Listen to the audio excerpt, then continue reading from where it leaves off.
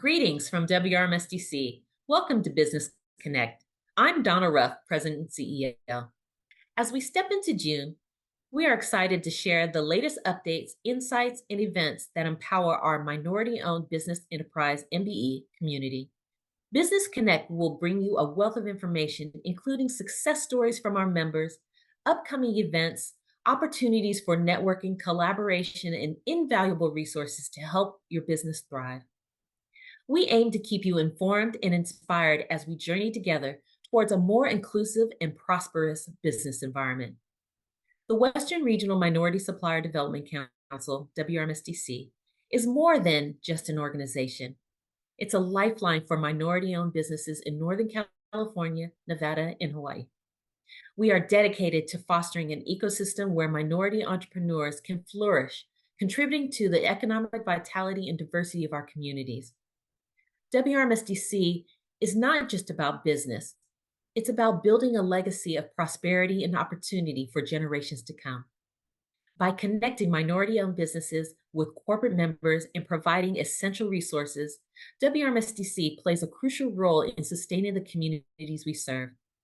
Together, we are creating a future where all businesses have the opportunity to succeed and make a positive impact. Did you know that WRMSDC has been championing minority-owned businesses for an impressive 47 years? Since our founding in 1977, we've been dedicated to creating opportunities, fostering connections, and driving economic growth within our communities. WRMSDC has supported countless entrepreneurs, helping them to navigate challenges, seize opportunities, and achieve lasting success. In recent months, we have seen a concerning increase in attacks on DEI initiatives across various sectors.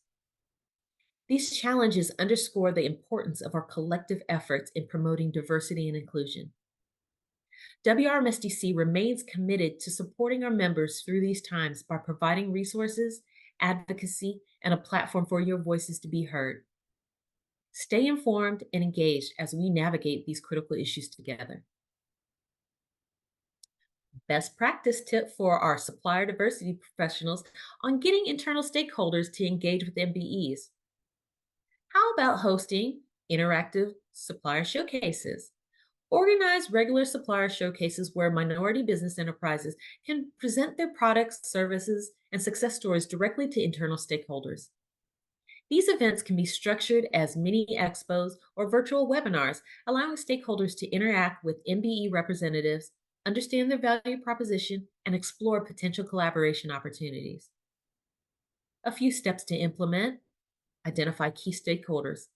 Begin by identifying key internal stakeholders who influence procurement decisions, such as department heads, procurement officers, and senior executives. Curate diverse MBE participants. Select a diverse group of MBEs from various industries relevant to your organization's needs. Ensure that the selected MBEs are well prepared to present their offerings effectively.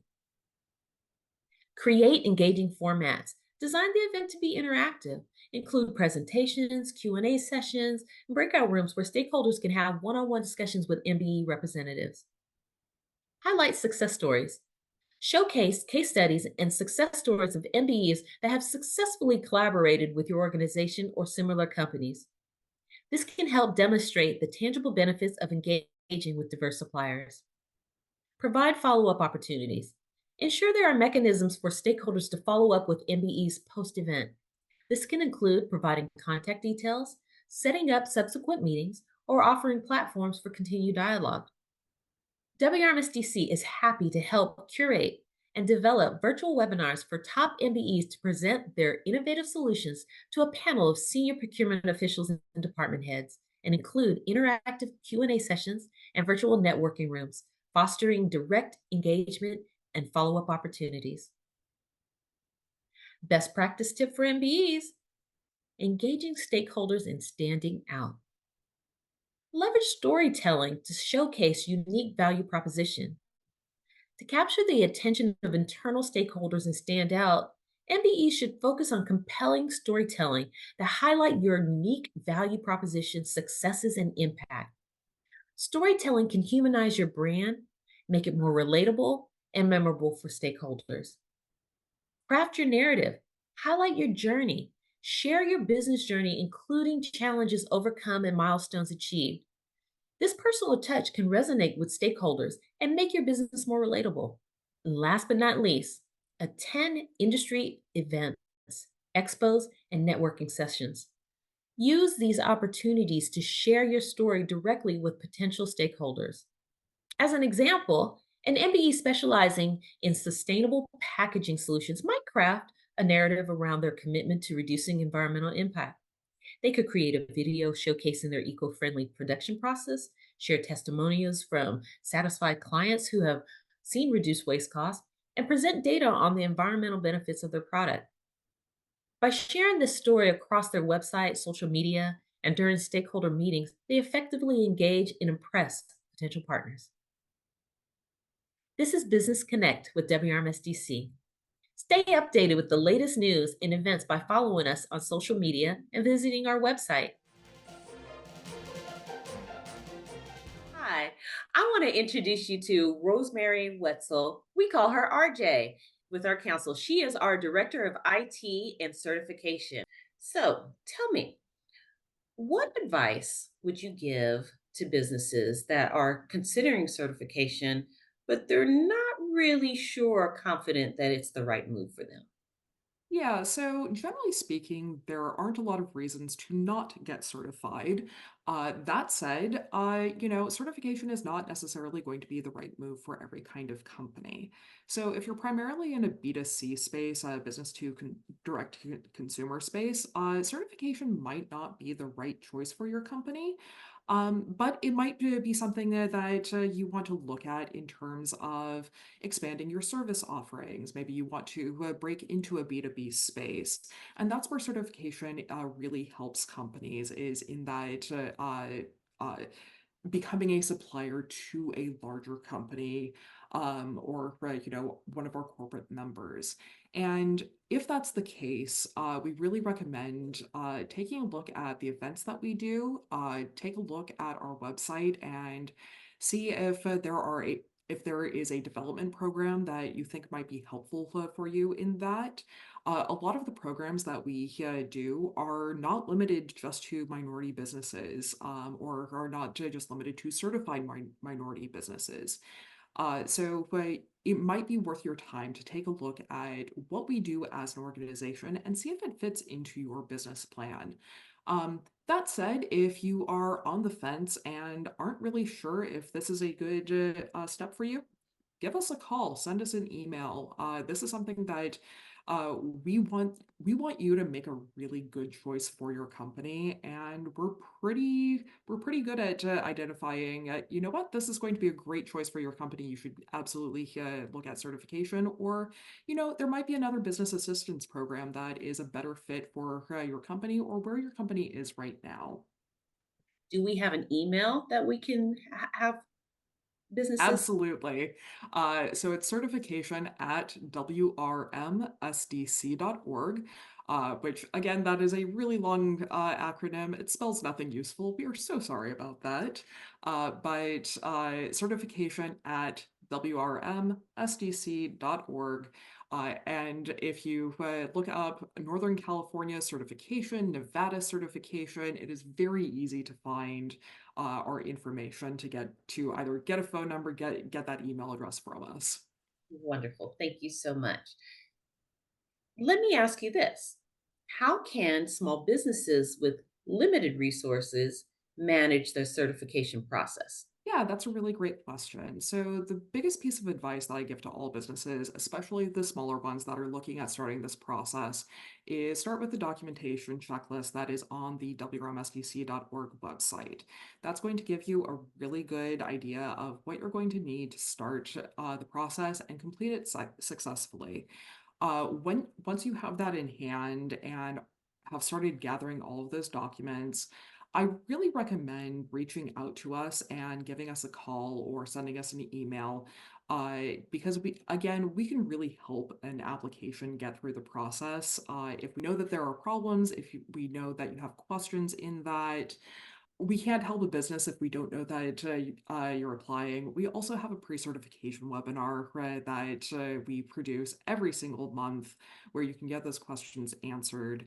And in addition, we have so many resources that are available to small businesses, especially. So if you have questions, if you need additional resources, reach out. And we can assess your situation and figure out what a good path forward for your company is. You mentioned the pre-certification webinar. When and how often do you host those? Yeah, it's on a monthly basis. It is generally on the second Tuesday of the month. Occasionally, we have to move it for conflicts, but all of those dates are on the wmsdc.org website. And you can sign up for one, you can sign up for many of them. It's just a quick registration. We will send you a link to the webinar when it's happening, and we do a deep dive into the nuts and bolts of getting certified and making sure that you have all of the tools and resources you need to get through that process as quickly and easily as possible. My experience is that people who do the pre-certification webinar have far fewer questions, and they tend to have much cleaner applications than people who don't. So it is absolutely worth that hour of your time to sit and listen to us and tell you about our certification process. Wonderful. Thank you so much, RJ. You have literally worked with thousands of businesses in the certification process. What would you give as a hot tip to these businesses in moving forward in certification? Yeah, the biggest tip I have isn't actually about certification. It's about what happens after certification. Please show up. Please take advantage of the opportunities that we have. And please make sure that you are the best version of yourself when you come to our events and when you are interacting with our council, with our corporate members, with supplier diversity professionals. I think the last few years have really proven that it's it's been kind of hard. And the only way that we are getting through is getting through together. Absolutely. I couldn't have said it better. Thank you so much. I'm going to introduce you to Andrea Brenholz with ATR International. And what does ATR International do? What do they specialize in? Yeah, so we're primarily an IT and engineering staffing firm, but we also do manufacturing and administrative and professional roles as well. What are some of the challenges that you're seeing out there with securing contracts with our corporations? Yeah, absolutely. I think the biggest challenge is that all staffing firms are put into one bucket. Everybody thinks we're the same, we act the same, and that's not true. There are different small, medium size, and very, very large firms, but we're definitely all compared to the super large Randstad, Kelly Services, or Adecco, and that's definitely not how we run our business. Okay. So then, with the challenges that you're seeing of being lumped into just one particular bucket, how difficult are some of these barriers in competing with those larger firms for contracts? Yeah, absolutely. So I think one of the biggest misconceptions is that as a smaller, medium-sized firm, we're not able to scale. And actually, because we're a large firm, we can scale more quickly because there's a lot less red tape. It's usually me having those conversations, and I can definitely direct my team to do that. And also, it's a lot easier when we have a great financial institution backing us and allowing us to scale quickly. So I think scalability is one of the biggest challenges that they think we have. So, we're going to put some of these rumors, to rest and like dispel all of these myths because I truly believe that our MBEs, whether big or small, have the ability to do some things that our larger firms can't. So, with that, I also want to talk about in our conversation, our last conversation, we talked about how difficult it is to even get in front of some of the corporations and how instead of being able to talk to the corporations, they're requiring you to talk with the MSPs. What are the barriers that are happening there? Yeah, the MSPs are definitely giant gatekeepers. As a company, we value ourselves that we really build our relationships with the client, and the MSP doesn't always allow us to do that. So I think that's a giant barrier because it doesn't allow us to even provide the best qualified, even diverse candidate because we're not hearing it from the horse's mouth, so to speak. So I think really being able to build those relationships, and I think it's just a slower process. And in order to get our candidates onboarded. Okay. And then that's very interesting. So let's also talk about one more barrier before we talk about some of the solutions that I know that you can help with finding areas of opportunity. Let's talk about some of these contracts and how pricing is also a factor and really weeds out many staffing firms from opportunities, from those contracts, from growing their businesses. Yeah, 100%. So I think a lot of the larger firms have a huge force offshore, which is always great. I know that kind of allows for speed there, but my goal as a company is to provide work to people stateside. That's something that's very important to me. We really value our internal employees and our contractors and allowing them to build the lives that they want to lead as well. So sometimes having that a financial added piece into it makes it difficult for us to have to scale back our rates so much and compete with the larger firms. Wow, that has to be very difficult. And, when we talk about sustainability of these businesses, of our MBE community, I want to make sure that people are clear in we are sustaining literally a community and ecosystem that continues to help us grow, that continues to provide jobs in the communities that we serve, whether they're stateside or global. However, we are here in a set footprint with Northern California, Nevada, and Hawaii. And so this is the community that we're speaking to at large currently. So let's now talk about some of the strategies that you've found. I know that you have some really good solutions that I think that our corporations need to hear about, and how we can get you or other companies in front of them to hear some of these solutions so we can move forward and find ways to both grow, both be able to, grow your companies effectively and scale and provide a great solution. Yeah, absolutely. So the clients that we've been the most successful with are the clients that actually have an in-house MSP program or have that open communication with hiring managers. Obviously, it's limited, so we're not calling 1,000 hiring managers, but just having a little bit less of a stronghold on that relationship really allows us to bring in the right candidates. So that's one. A second piece to it where I haven't seen this at any other client is actually where they have a group of smaller, mid-sized, diverse suppliers that may get all of the job orders 1 to 2 days before, and then whatever hasn't been filled gets disseminated to the rest of the suppliers, so the larger suppliers. And that definitely gives us an opportunity in that for a quicker turnaround and just a level playing field. Sometimes we're competing against 100 suppliers, and that becomes a little bit difficult. And those are usually the programs that don't work the best. How viable do you think this solution is going forward? How do you see it truly changing the shape of how corporations are working with staffing firms? Yeah, absolutely. I definitely think it's a viable solution. I've seen it work actually at several clients that we're currently working at.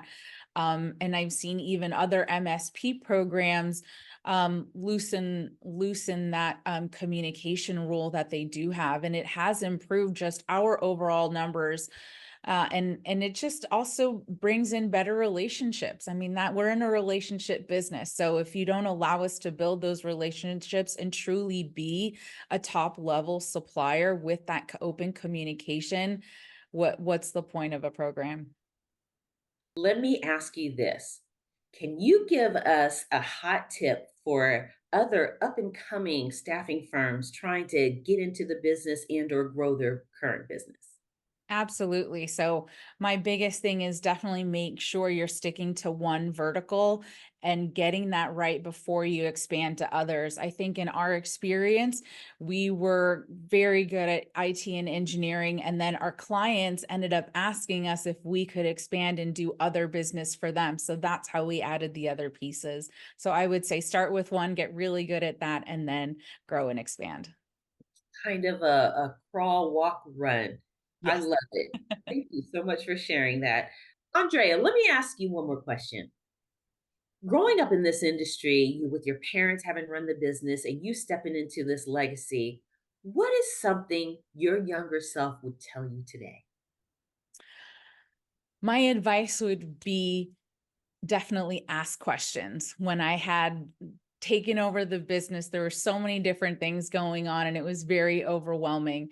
And I wish I had more of that confidence to just ask the question of, hey, what is really going on here? What's going on in this piece? And I think that's the biggest part of communication with your team and collaboration with your team.